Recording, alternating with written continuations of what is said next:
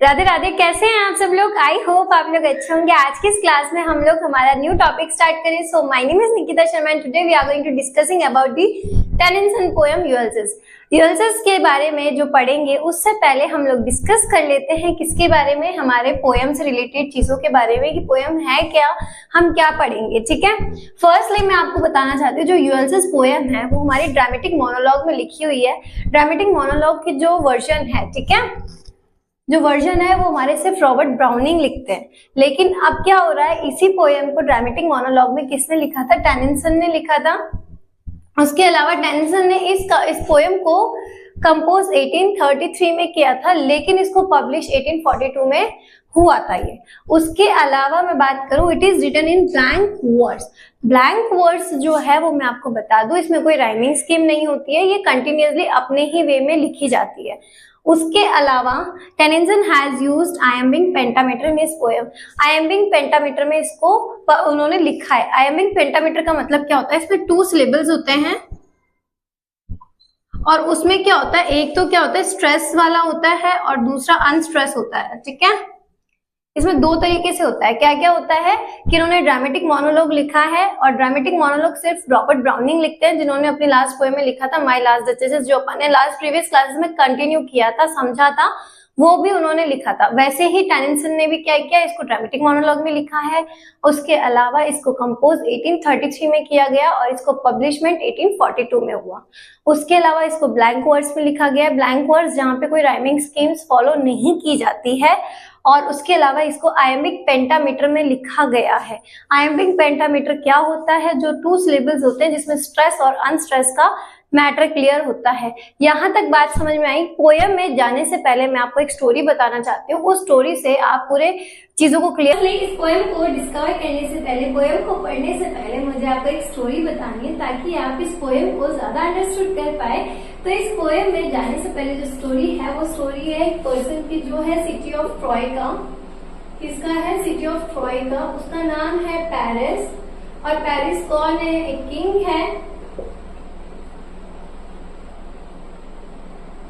ये किंग है, ठीक है। जो है पेरिस के जो किंग है, उन्होंने क्या किया था, उनके पास एक वरदान था। ठीक है, इस वरदान की ज्यादा हिस्ट्री, इसके बारे में बैकवर्ड में हमें नहीं जाना है, इतना हमें नहीं जानना है। बस आपको इतना पता होना चाहिए कि जो इनको वरदान मिला था, उस वरदान में ये था कि ये मतलब अगर इनको कोई भी लड़की देखती है, दुनिया की कोई भी खूबसूरत लड़की अगर इन्हें देखती है, तो ये मतलब इनके प्यार में वो पागल हो जाएगी। ठीक है, लेकिन इनको कोई फर्क नहीं पड़ेगा। ठीक है, ऐसा इनको वरदान मिला हुआ था। तो ठीक है, इतनी बात समझ में आई अपने पेरिस की। इधर आ जाते हैं ग्रीक। ग्रीक में एक लड़की थी हेलन, जो कि दुनिया की सबसे खूबसूरत लड़की थी। और हेलन जो थी, ठीक है, वो वाइफ थी किसकी? मेलिकस की। किसकी वाइफ थी वो? मेलिकस की वाइफ थी। लेकिन अब ग्रीक हेलन ने किसको देखा? पेरिस को देखा, और पेरिस में वो दीवानी हो गई, पागल हो गई पेरिस के लिए। ठीक है, कुछ टाइम बाद ही वो यहाँ से सिटी ऑफ ट्रॉय आ गई। कौन? हेलन। यहाँ पर आने के बाद में वो क्या बन गई? हेलन ट्रॉय बन गई। क्या बन गई? हेलन ट्रॉय बन गई। अब हेलन ट्रॉय बन जाने के बाद में अब इतना आसान तो है नहीं कि वो यहाँ आ जाएगी और ये रख लेगा और ये कुछ नहीं करेगा। लड़ाई दंगे तो होंगे। जब लड़ाई दंगे होते हैं, लड़ाई होती है, तो उस लड़ाई को बोला गया ट्रोजन वार। क्या बोला गया? Trojan war. ठीक है, वो ट्रोजन वार में इतनी लड़ाइयां होने शुरू होने लगी। उस टाइम पर जो हमारे पेरिस जो किंग है, उनकी जो क्या बोलते हैं महल है, उनकी जो दीवारें थी ना, वो बहुत ही क्या थी? लंबी थी। ठीक है, लंबी थी। ठीक है, ऐसे थी, लंबी। लेकिन फिर भी इनका झगड़ा होता है, और वो झगड़ा कितने साल तक चलता है? 10 साल तक। 10 साल बाद में जब लड़ाई खत्म होने आई, तो हमारे ग्रीक जो थे वो जीत जाते हैं इसको। ठीक है, Greek means that battle. Okay, Greek जो है वो जीत जाते हैं। उसके बाद में क्या होता है, जो ग्रीक के मतलब लोग थे वो बहुत सारे मारे जाते हैं। कुछ कंपेनियंस और एक हीरोइक पर्सन वहां पर बच जाता है। और वो जो हीरोइक पर्सन होता है ना, वो यहाँ पर बचता है। उसने वहां लड़ी होती है। वो एक फेमस पर्सन होता है जिसकी हम आगे बात करेंगे, और उसका नाम क्या है? यूल्यस। यूअल्सर्स अपना ये सारा करके, लड़ाई ट्रैवलिंग करके अब वापस अपने घर इताका जा रहा है, और इताका जाते समय अपने साथियों के साथ जब वो जा रहा होता है तो बीच में बहुत सारे आइलैंड पड़ते हैं, ठीक है।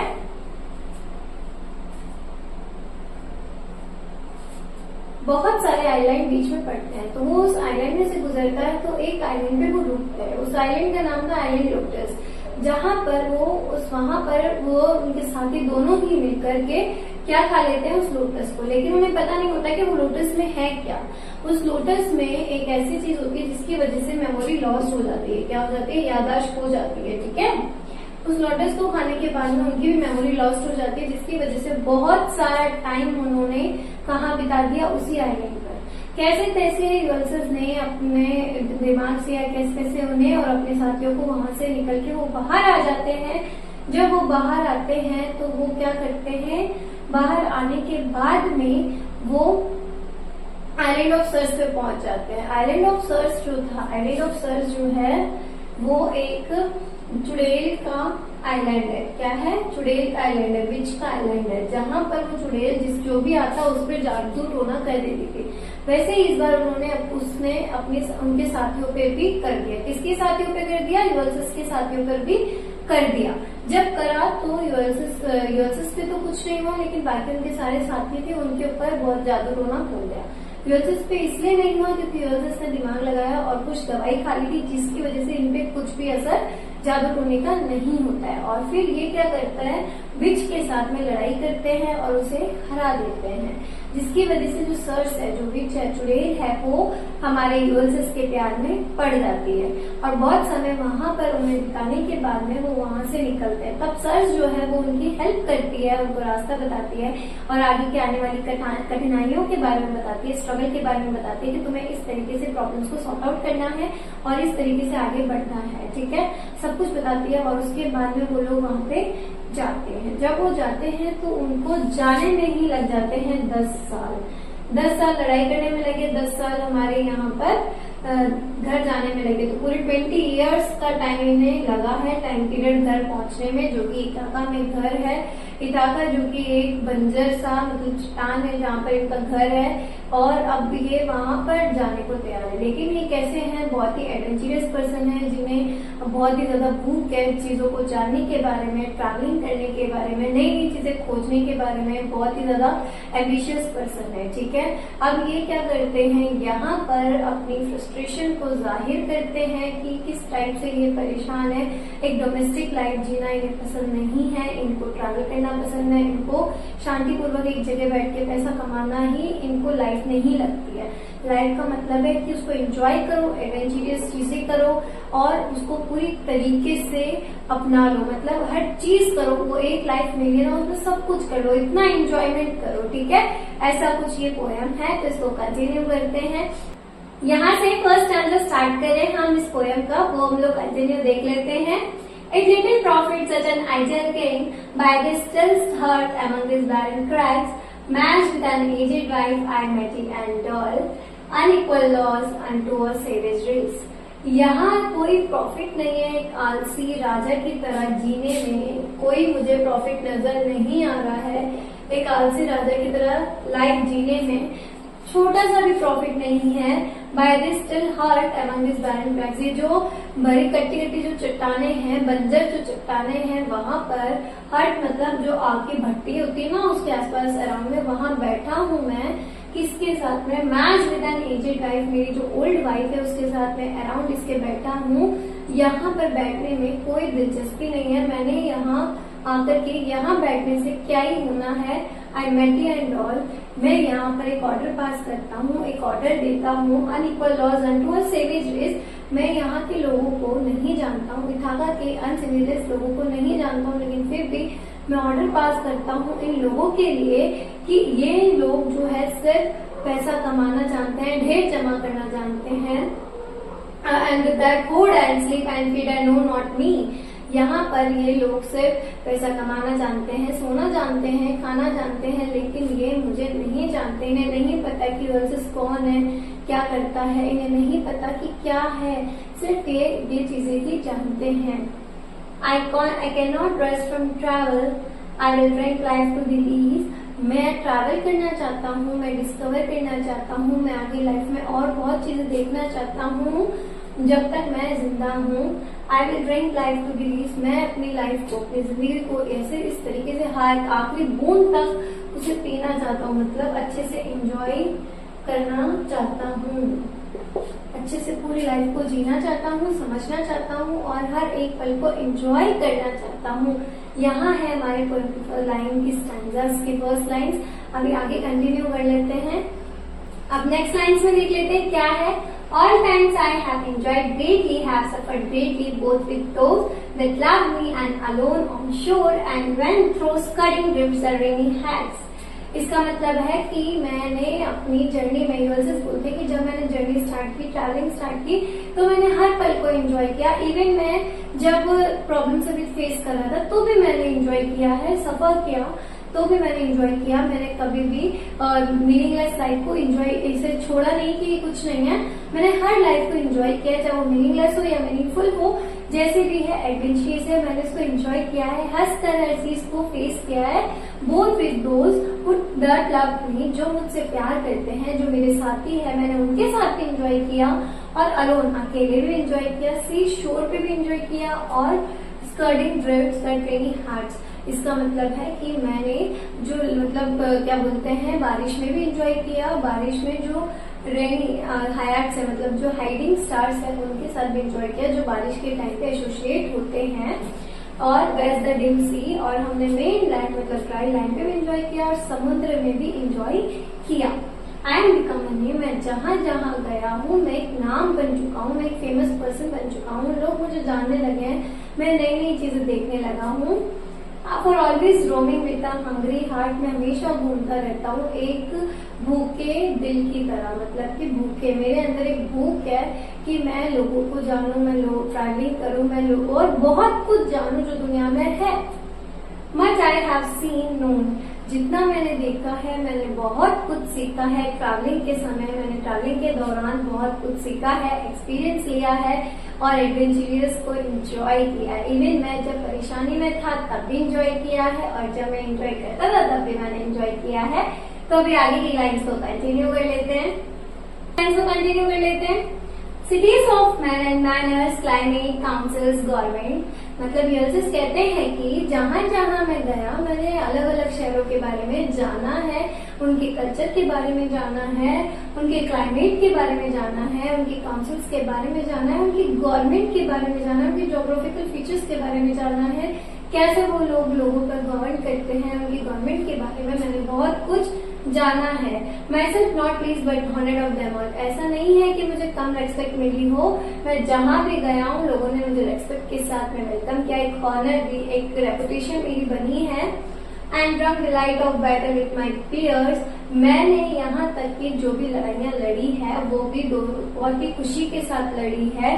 पियर्स का मतलब होता है साथी, जो मैं दोस्तों के साथ में लड़ाई मैंने की है, बैटल्स किए हैं, वो भी मैंने बहुत ही ज्यादा एंजॉय करके किया है। मतलब वो कहना चाहते हैं कि जो भी काम उन्होंने किया है ना, वो बहुत ही एंजॉयमेंट के साथ उन्होंने किया है, कोई भी काम उन्होंने ऐसे नहीं किया, बहुत ही एंजॉयमेंट के साथ उन्होंने हर एक पल को जिया है।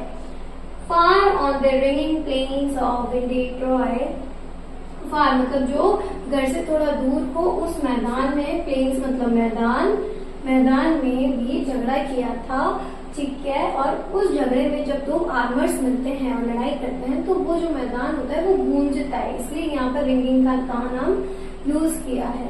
और विंडी ट्रॉय के बारे में आपको मैंने जो स्टोरी बताई थी, जहाँ पर लड़ाई हुई थी, 10 साल कंटिन्यू रही थी वो स्टोरी, लड़ाई दंगे हुए थे, बैटल हुई थी, ट्रोजन वार जिसे हमने बोला था, ये उसकी बात है, वो भी मैंने बहुत ही एंजॉय के साथ लड़ी थी, ठीक है।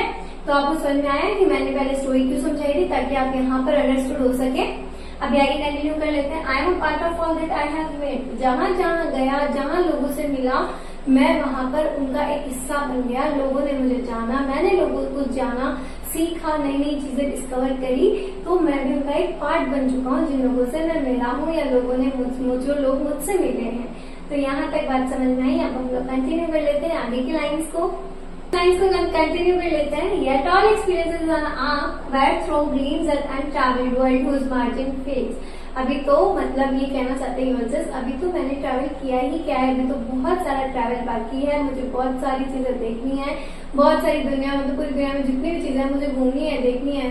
ट्रैवल करना मैं चाहता हूँ, ट्रैवल करना मुझे पसंद है, मुझे चीजों को देखना बहुत पसंद है, तो ट्रैवलिंग करना मेरे लिए बहुत इंपॉर्टेंट है। Forever and forever when I mean how dull it is to post to make an end। जब मैं ट्रैवल नहीं करता हूँ तो मुझे बहुत बोरिंग फील होता है, मुझे अच्छा नहीं लगता है कि जब मैं ट्रैवल नहीं करता हूँ ऐसे ही इधर उधर भटकता हूँ, बोरिंग सी फील होती है, लाइफ ऐसे लगती है जैसे मीनिंगलेस हो, कुछ एक्साइटमेंट बचता ही नहीं है, क्योंकि मैं ऐसे शांति से एक जगह बैठ के अपनी लाइफ नहीं जी सकता हूँ कि सिर्फ सांस ले रहा हूँ तो वो जिंदगी है। नहीं, मुझे जिंदगी को उस टाइम तक जीना है जब तक मेरी सांसें चल रही है, मुझे लाइफ को इस तरीके से जीना है, इस एंजॉयमेंट एक एडवेंचरस एक ट्रैवलिंग में बिताना है, जो ट्रैवलिंग मुझे बहुत ही ज्यादा करीबी है, जिसके लिए मैं पागल हूँ। मुझे ट्रैवल करना बहुत पसंद है, नहीं तो ट्रैवल नहीं करूंगा तो मेरी लाइफ कैसी हो जाएगी, एकदम बोरिंग सी हो जाएगी। To rust unburnished matt not to shining lose. अगर बात करें हम लोग लोहे की, तो अगर लोहे को भी लाके रख दो तो वो भी क्या होता है, अगर उसमें हम काम नहीं लेते हैं तो उसमें भी जंग लग जाती है, तो वो खराब हो जाता है। वैसे इंसान है कि अगर इंसान भी मतलब काम नहीं करेगा तो उसकी भी बॉडी मतलब खराब होगी। तो इसलिए मुझे भी ट्रैवल करना है, मुझे भी घूमना है, मुझे लोगों की तरह अपने आप को वेस्ट नहीं करना है, टाइम खराब नहीं करना है, बहुत कुछ देखना है। आगे की लाइंस को या आगे के पोएम को हम लोग नेक्स्ट पार्ट में कंटिन्यू करेंगे। अगर वीडियो यहाँ तक अच्छा लगा हो, हेल्पफुल लगा हो, इन्फॉर्मेटिव लगा हो तो subscribe my channel, press the bell icon ताकि मेरी वीडियोस की लेटेस्ट नोटिफिकेशन आपको मिलती रहे। Have a very beautiful day, stay soon, stay happy.